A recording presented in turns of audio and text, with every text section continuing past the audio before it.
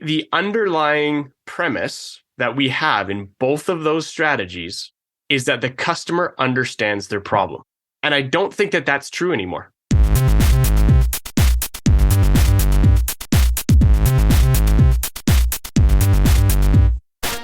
Welcome to Evolved Radio, where we explore the evolution of business and technology. I'm your host, Todd Kane. This episode is brought to you by Evolved Management Training Courses, a whole series of courses built specifically for your MSP training needs. There's a Project Management for MSPs course, an MSP Service Manager Bootcamp, MSP Security Fundamentals, and an IT Documentation Done Right course. Check out the full suite of courses at training.evolvedmgmt.com or look for a link in the show notes. Today on the Evolved Radio podcast, I'm joined by Phil Edgell of Edge Consulting. Phil and I met early on in our tech careers and went on a similar journey in an explosive growth phase at a company we both worked at. Phil's experience is extremely wide-ranging, from starting as a tech to leading a world-class IT company and building the sales channel for several high-growth SaaS companies like Hootsuite and Revenue.io. In today's conversation, Phil shares his insights on winning more business, the importance of role-playing, why cold calling gets a bad rap, and some actionable tips on identifying your ideal customer. This is an excellent conversation with lots of actionable takeaways. So please enjoy my conversation with Phil. Phil, welcome to the Evolved Radio podcast. Yeah, thank you. It's great to be here. All right, so we're going to be digging a bit more into sales. It's been a topic a few times recently, and it's just something that I recognize that people have a high interest in. It's definitely how you grow your business, and it is not necessarily a skill set that comes easily or naturally to a lot of people unless they've either been in a sales role historically. So I just find there's a lot of good lessons learned and potentially a lot of myth busting that could potentially be happening in the sales and business development space. So love to get your input on a few things here. If you maybe want to kick things off, just tell us a bit about your background and your origin story. Yeah, sounds great. Well, Todd, you know a little bit about my background, but I'll share it with the rest of your listeners. And I empathize with the feeling like sales is a bit mysterious because my background actually traditionally has not been sales.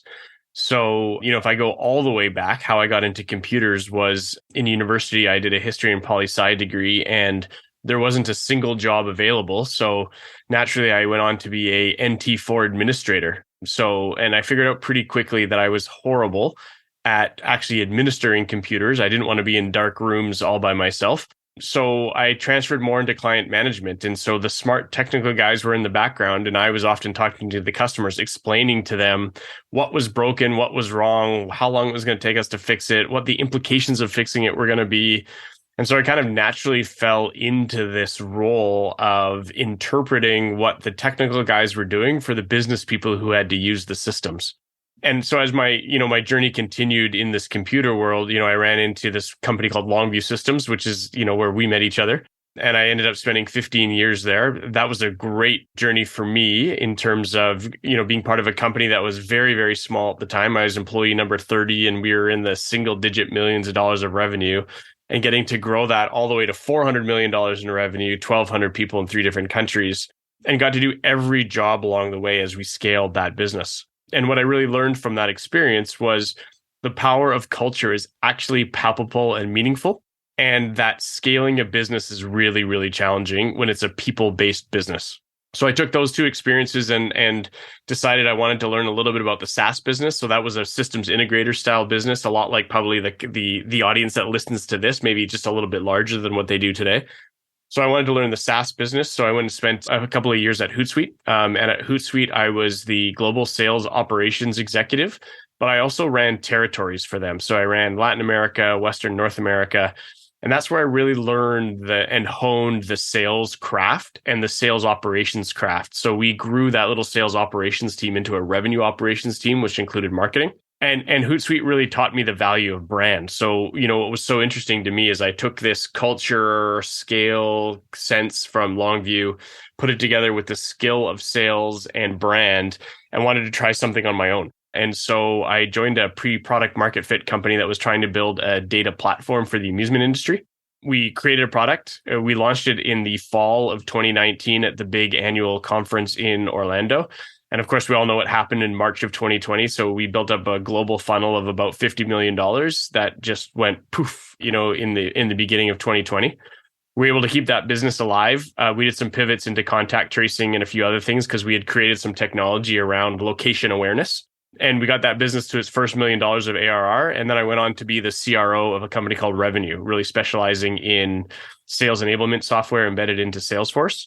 And that's really where I would say I honed my craft in terms of this ability to string together a value proposition, right from marketing messaging right through until customer success and all the stops along the way that a customer might take. So spent a lot of time both in operational roles. At Longview, I ran the US, I ran Canada, I ran service delivery, I ran branches, spent a lot of time in sales, and have always gone and flipped back and forth between operations sales all the time. So that's a little bit about my background. And today I run a company called Edge Consulting, solopreneuring, mostly coaching and managing go-to-market strategies for companies and doing some strategy advising.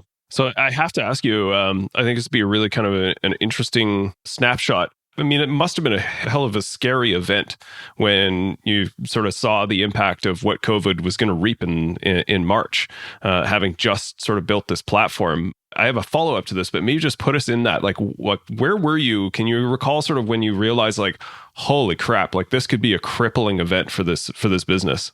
Yeah, I mean, we probably saw it earlier than most other North American businesses because our primary market for the products that we were building was actually in the Middle East and in Asia. And so we saw that market crumbling, and basically, all the amusement parks that we were talking to were closed. All the people we were talking to, you couldn't find them. So we started, right in January, we started thinking to ourselves, this is trouble. And, where we were was we had this plan, just the way that the amusement industry, the business cycle. So they have this huge conference in the fall, just before US Thanksgiving. That's the global conference. And so typically the whole industry goes to sleep over the holidays, over the North American holidays, and then picks up again in January. So we had this whole hiring plan to seize the opportunity of the funnel we had built starting in January. And luckily we saw the signs early enough where we put all that on pause. So, relative to where we could have been if that happened 3 months later in terms of the huge scale around the world that we were going to grow our operations group, we were fairly well contained. And really, we went immediately into pivot mode. So, when we started to learn more about what COVID did and how it worked and the pressure on understanding who's interacted with each other, we realized that the wearable that we had created, which has low frequency Bluetooth in it, was actually perfectly situated to help in terms of understanding proximity of people within closed spaces. And so we didn't even miss a beat. We pivoted immediately into building a test case inside an aged care home. We put our wearables and the low frequency antennas into the aged care home and started mapping out an interface so that you could do contact tracing within confined spaces. And that distracted us long enough that then a vaccine got created. So that whole need went away just as the amusement industry was coming back alive. So we had enough cash to keep going. We were distracted by all these pivots. And by the time we realized that thing really wasn't going to work, the amusement industry started coming back. And so we brought that funnel back. So I would say it kind of delayed the business by about 2 years, but it was actually, the level of scariness was low, mostly because we were so busy just trying to figure things out. And so you didn't really have time to sit around, twiddling your thumbs or thinking about all the bad things that can happen. It's just total pivot mode in terms of trying to figure out how the business can survive. Just maybe a quick aside, because I was curious, like when you guys pivoted to the contact tracing for care homes, I thought that was absolutely genius in a couple of different ways, because it's not like older folks are necessarily carrying around iPhones and smart devices, which like a lot of industries and countries were trying to use for some type of contact tracing methodology.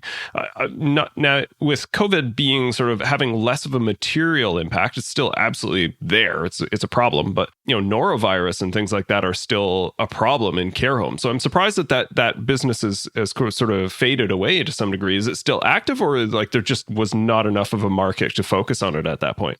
Yeah, we didn't really pursue it, mostly because our expertise level was not in aged care homes. Although, I mean, there's a dementia village just, in the Fraser Valley from us that's really a fascinating place that's attempted to use a similar product from Philips. There's absolutely a market associated with tracing seniors around spaces for disease control, but also for safety purposes. Mm-hmm. But it was none of our passions. It was none of our level of expertise. The primary funder of our business was an amusement industry giant. Right. So it also not their level of expertise. Sure. And most of the aged care homes that we were working with were all government funded. So access to money was challenging from the perspective that they get a certain amount of money per bed. It's already tight margins. They're already constrained on labor. So trying to find a little bit of margin to take for the product, it was a hard road. And none of us were passionate about it. So there could still very possibly be a great market for that. It just wasn't something we were going to pursue. Okay. Sorry, I had to take us off track there because I was curious about that when Yeah, no problem. All right, so back to the other podcast that we were recording. Yeah, original broadcasting. That's right. Yeah. So first, I want to get your sense of this because I'm always looking for what are material beliefs that people have that are maybe misled, or they heard something a long time ago and they take it as gospel and they believe these things that may or may not be true. I'm always curious about counterintuitive opinions about sales and sales management. Do you have any opinions around that you feel run against the grain of what people typically say or parrot? Yeah, it's a great question. And look, I think the topic of sales, especially for people who are not naturally sales wired or sales trained, is scary because they think of the fancy tricks and slick elevator pitches and as those being the key to sales. But I think we know now for sure that the era of the feature function benefit style sales, which is really where sales kind of got its bad name. Think about the elevator or the vacuum cleaner salespeople who would come knock on your door and it's like 3.5 horsepower, where the functions and features of that device is really its differentiator. And if I can just convince you that you need those things, then you're probably going to buy it. And if I just keep the pressure on, you're finally going to relent. That's what people think of when they think of sales.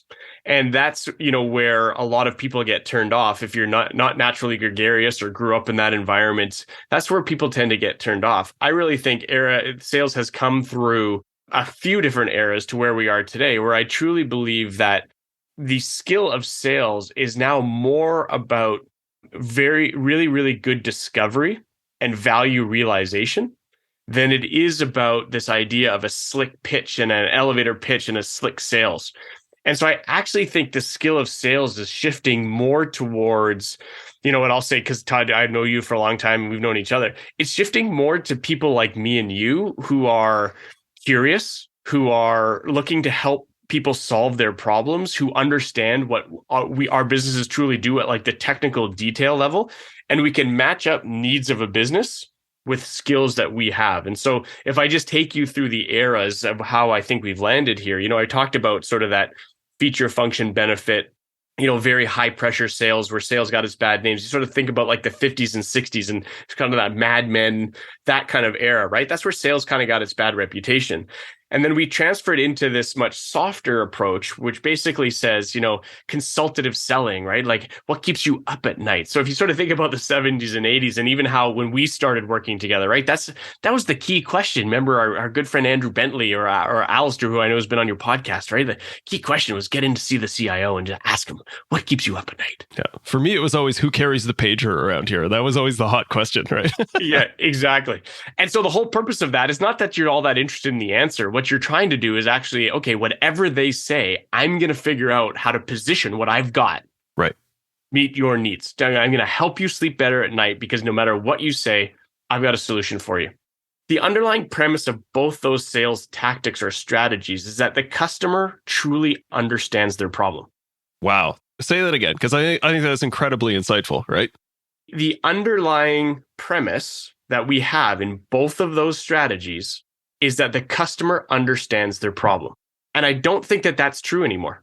Agreed. And so when we move into this idea of sales becoming more about value realization, the very first step in sales is actually to help your customer truly understand and quantify the problem that they have. This is really helpful. Just a quick aside for me in processing this, because it's funny that you describe these as different, because in my head, I've always equated consultative selling with this type of framework of helping them to understand what the problem is. But I don't think I ever really truly sort of took to heart the fact that this is why it doesn't work in a lot of cases, is they can't tell you what the problem is. They just know if something isn't working, right? They know symptoms of why their business isn't working, but they don't necessarily know what the problem is. And so if you think about how the evolution of technology has become more complicated, more integrated, and you think about the businesses that a lot of your podcast listeners are probably dealing with, right? International in nature, lots of employees, lots of dynamics associated with interest rates and inflation and supply challenges and all these problems that exist within a business. There's no way that a business owner that we're interacting with as a supplier is going to understand or be able to keep track of all the dynamics that are driving some of these technical issues within their business. And so the job of salespeople now is to help the customer first find and then quantify the types of problems that they have in their business. And it's not until you get to that full discovery point that you even venture into the potential of giving them an offer or a proposal. And so to me, it's so fundamental, this shift. And it's why I really believe, as we were talking about the characteristics of your audience, right? Their business owners probably started more as technology people, less as the business salespeople. They fear sales a little bit. This skill of sales is swinging more in the direction of their natural skill sets than it ever has in the past, because of this need to truly understand what you do as a business, but put it in the terms of the problems your customers are having. So I'll say that again.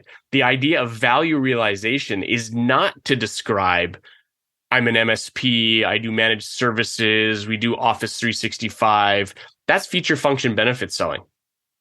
What it is we know, because we have a whole bunch of customers that are businesses like yours, that you neither have time nor interest to truly understand what goes into making your technology environment operate.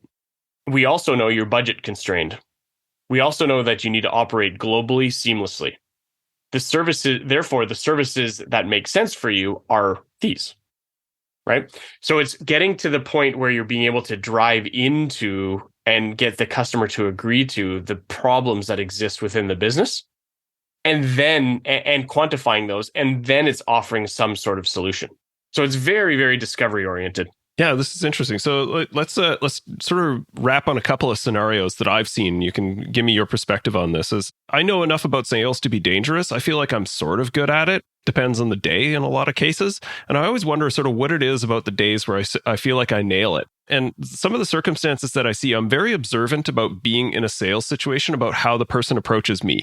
And one that I've seen a lot that I feel like I understand the principles of, and sometimes I'm good at it, but I certainly observe when I feel it's being done sort of out of sequence or incorrectly, is that discovery process exactly, where you try to ask someone like, hey, can you tell me about your product and what does it cost? Because a lot of people come into a sales situation very well armed with what they're looking for. They're often just looking for the price and the outcome, whether or not they can justify it.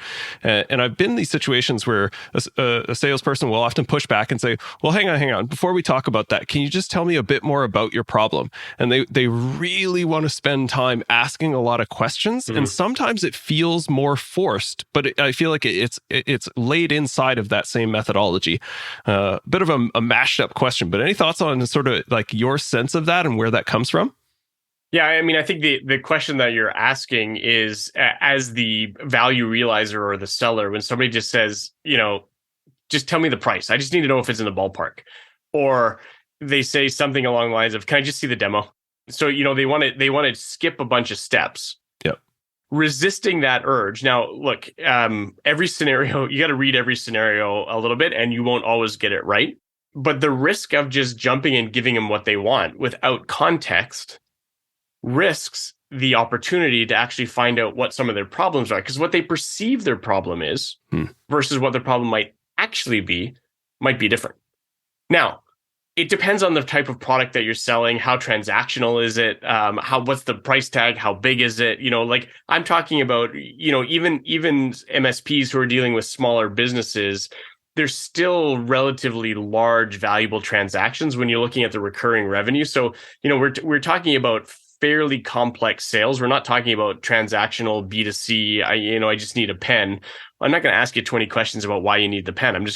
This pen is 99 cents. Do you want it or not? We're not talking about those kinds of sales. So with that as a backdrop, the approach that I might take is we need to respond to the question reasonably to the prospect, but we also need to put it in the right context. And if you've done the right level of preparation to understand a little bit about the business that you are about to interact with, what you can say is something like this. Okay, let me just put this in context for you. What I've learned about your business in the research that I've done, that it sits in this vertical and it does these things, and I know these things about it. And it's a lot like a customer that we have that looks like this and like this, like this. The services that we do for that customer, which looks like this and this, cost this much. And then the follow-on question is always, how accurately did I describe the challenges in your business?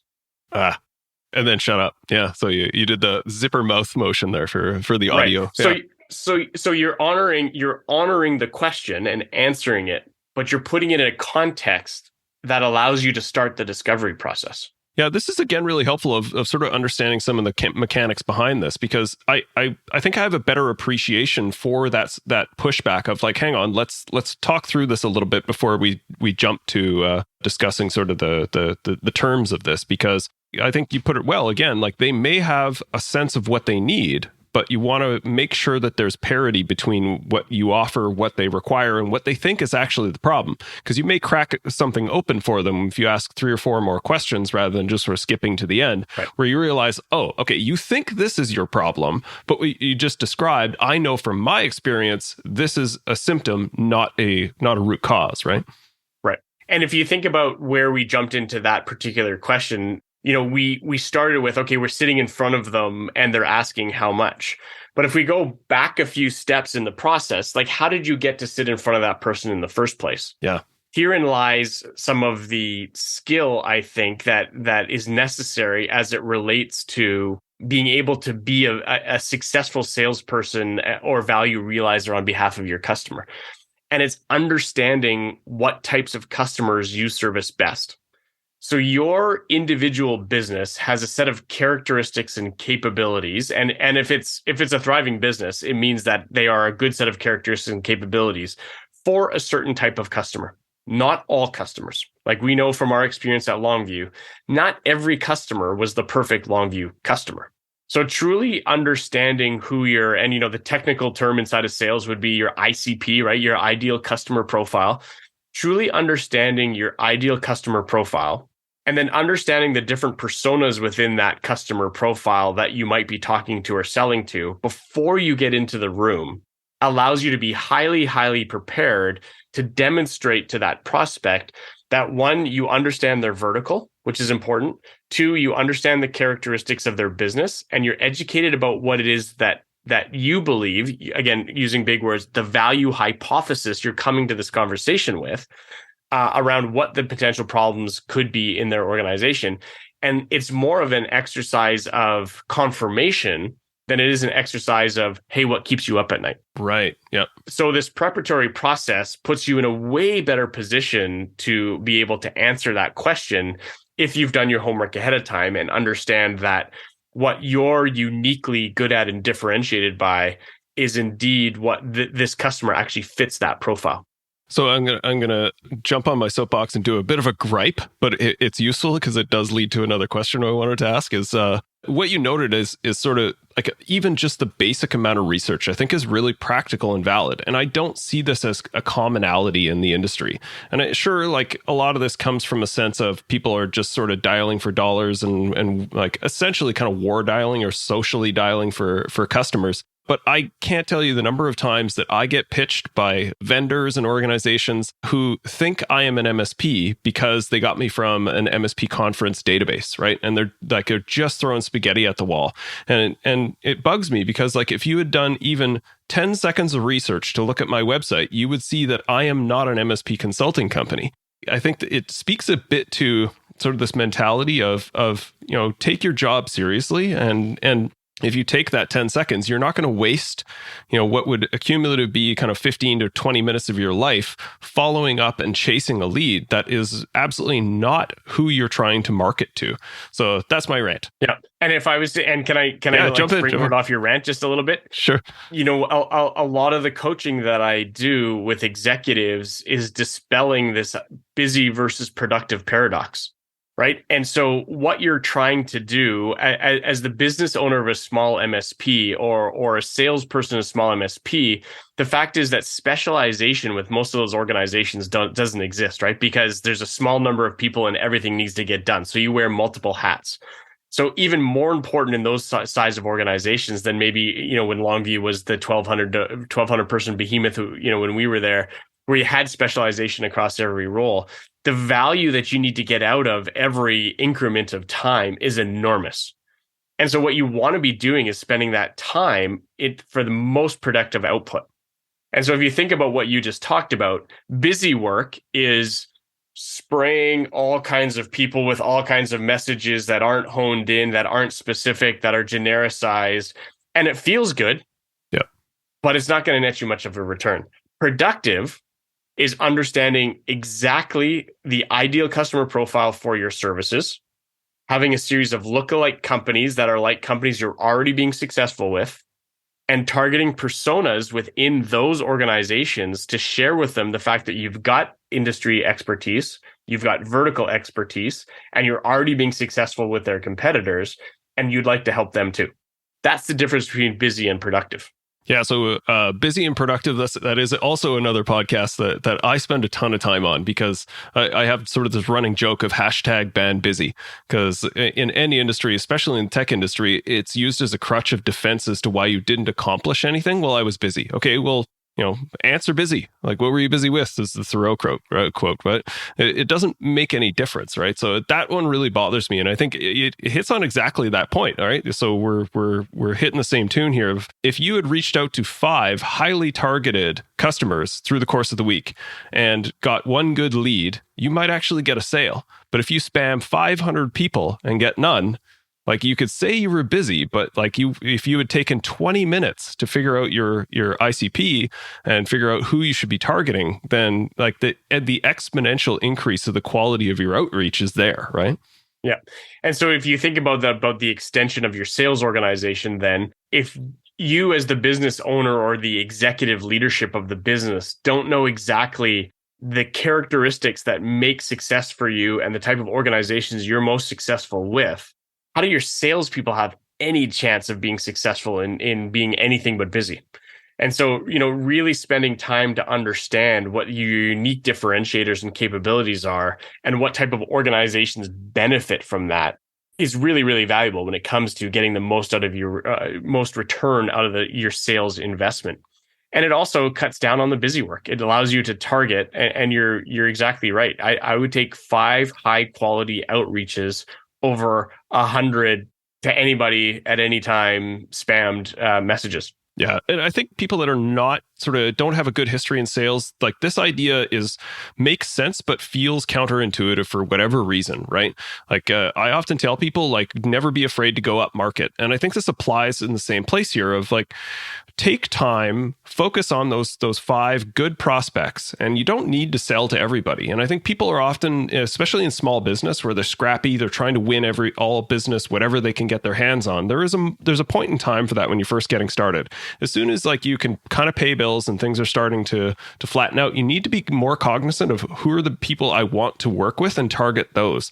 And it feels scary because you're automatically constricting your prospect funnel, where you're intentionally even ignoring certain business, where someone says, hey, can we hire you to do some IT work for us? And you're like, I should say yes. I know I should say no, but it's really difficult to sort of deflect what appears to be an opportunity when it's outside of the funnel with what you should be looking for as good business matches for your growing business, right?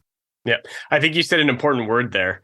And if people are challenged with the concept of sales, shift the mindset into the concept of matching, right? Yep. There's a set of organizations out there that will really benefit from your services. and you've just got to go find them.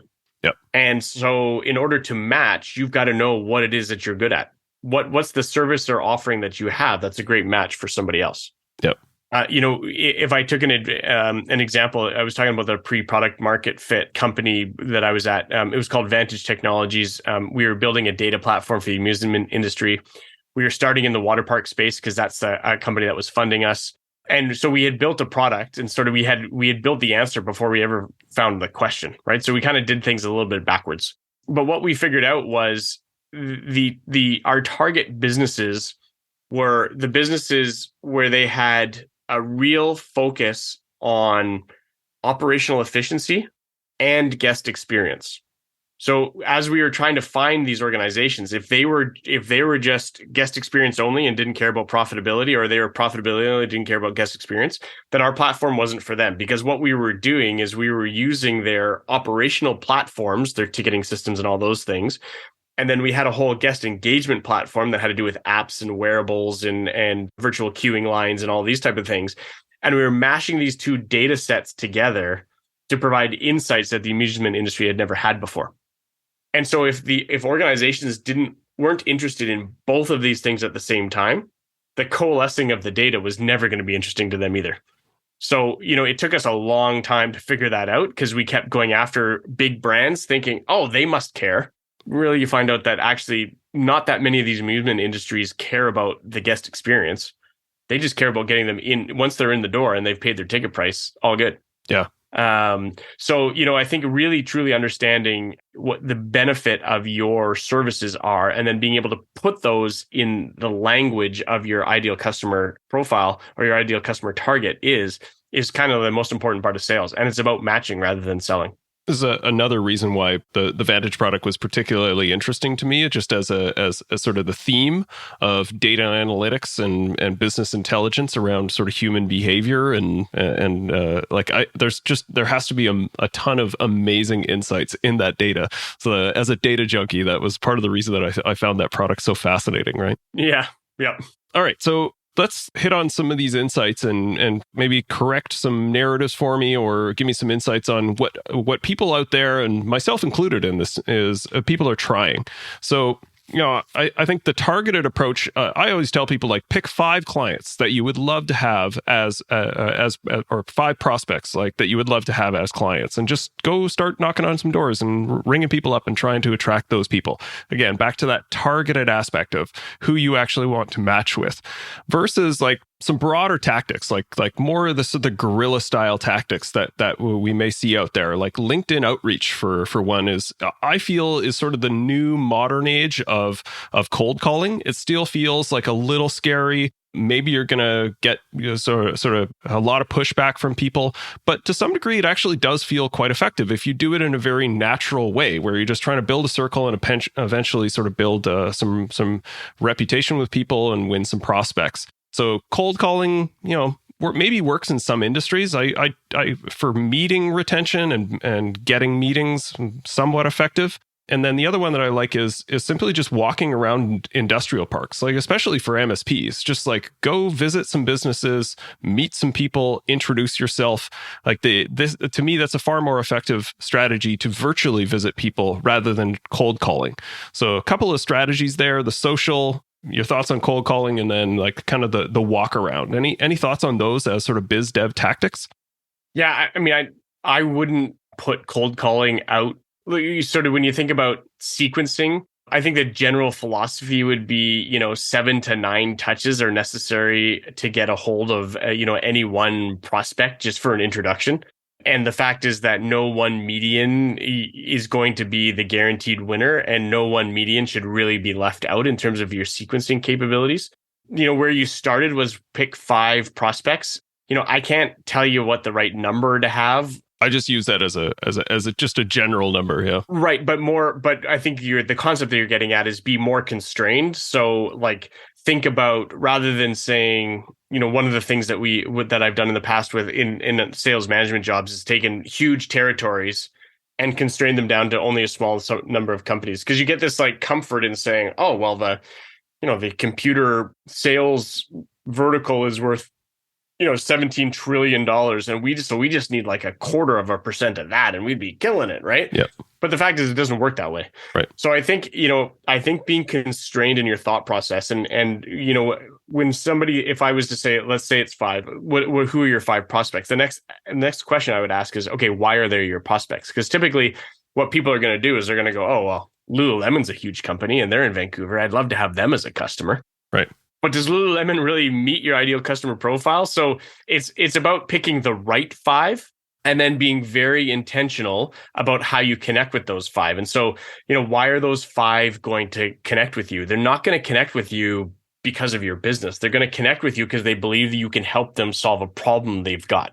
So if you sort of think about what is your exercise in terms of proving to them that first you understand their business and you understand the problems that you have and you've been successful solving those for other people like them, you sort of have to think about, so you take those 5, how am I going to transfer that information in what source to them? So, there's an element of being a knowledge expert, right? So in whatever area it is that you're great at, that these people need. There's an element of connecting, maybe getting a reference. So who's your half a degree of separation from that person? How can you get a warm introduction from somebody else?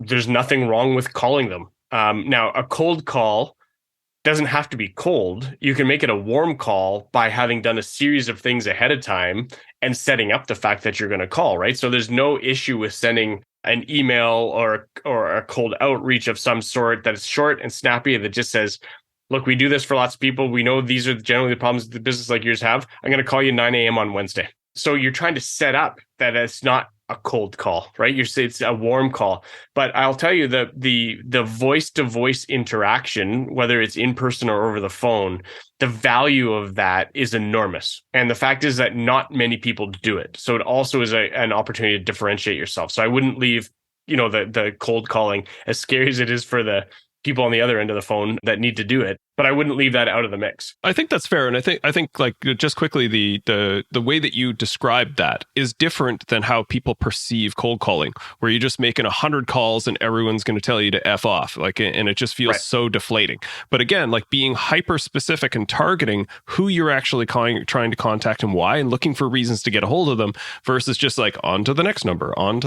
That's different, right? Yeah. Okay. Go ahead. Sorry. And I think the cold calling, hundreds of calls, all rejection. I mean, that has its place, in certain SaaS industries, scale, but that's not the industry we're talking about, right? We're talking about MSPs, small MSPs that need to be really conscious of their time and be targeted. And so I think, preparing those scripts to be very specific around proving industry and vertical knowledge and understanding of the business that you're calling, and that your hypothesis around the problems that most of those businesses have and your success in solving those, those are really meaningful contacts to try and make, because the fact is that businesses are trying to solve their problems. If you can prove that you can help them do that quickly and efficiently, they're going to listen.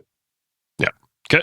Awesome. No, that's really a good way to sort of, again, make it hyper specific and actionable. So it feels less sort of daunting. And I don't want to do that. That feels icky. It's like, well, no, you can do this. Like just be targeted. Yeah. And I would suggest for anyone who has a sales organization, you have to think about practicing these skills. Yeah. And if I was to make a sports analogy, for any pro athlete, they practice 80% of the time and perform 20% of the time. Yep. The thing is that most sales organizations don't ever practice at all. Yeah. And so getting really good at these things requires practice and feedback.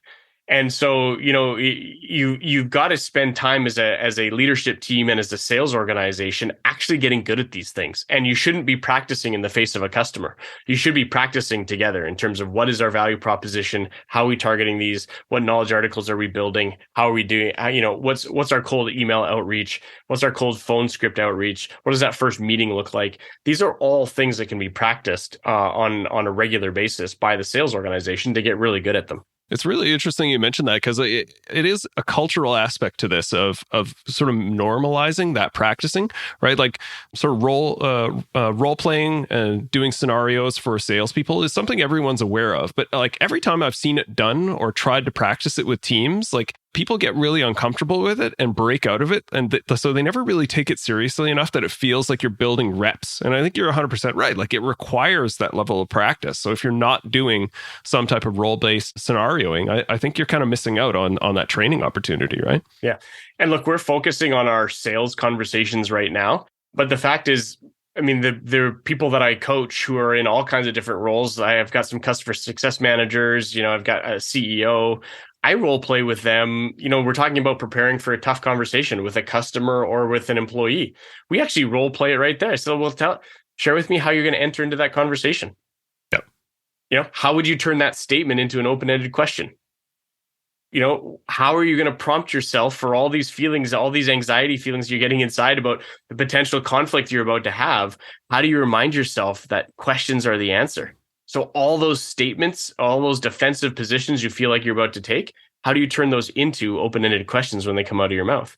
So these are all just, to me, the whole idea of role play and practice for performance is fundamental to being a great leader, a great salesperson, a great professional. Your architects should practice those things when they're supporting you in a bid defense situation. Negotiating is another example of where you could practice and pre-mortem those types of scenarios. The idea of practice is underappreciated, I think, generally speaking, and especially in the sales organization. Yeah, I'm glad we hit on that one, because I think that is again something very, very practical that people at all levels of business could start to do more of and win a ton of benefit from as well. All right, so LinkedIn outreach. What's your feeling on that as a sales or biz dev strategy?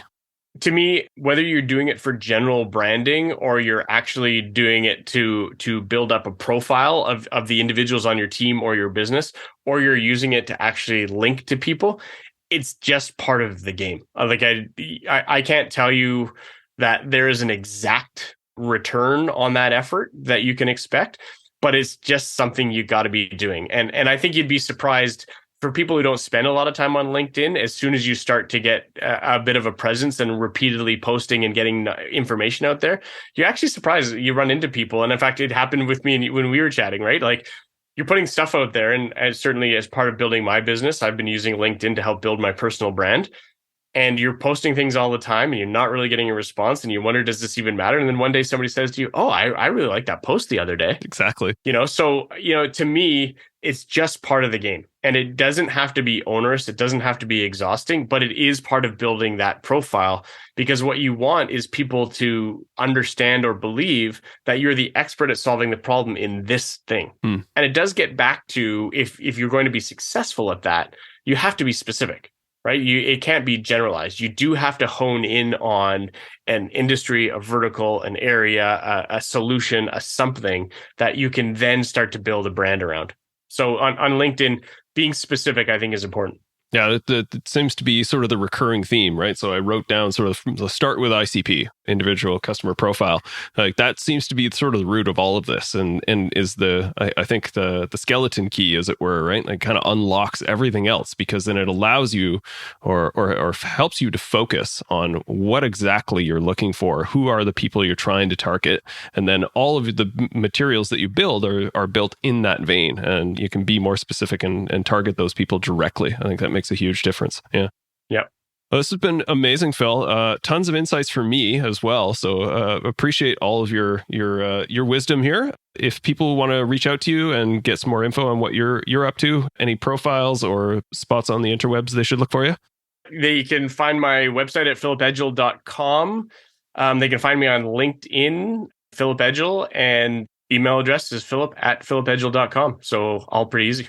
Okay, awesome. We'll link to that in the show notes, and keep up the great work, Phil. Really appreciate your time joining us here today. Yep. Thanks for having me, Todd.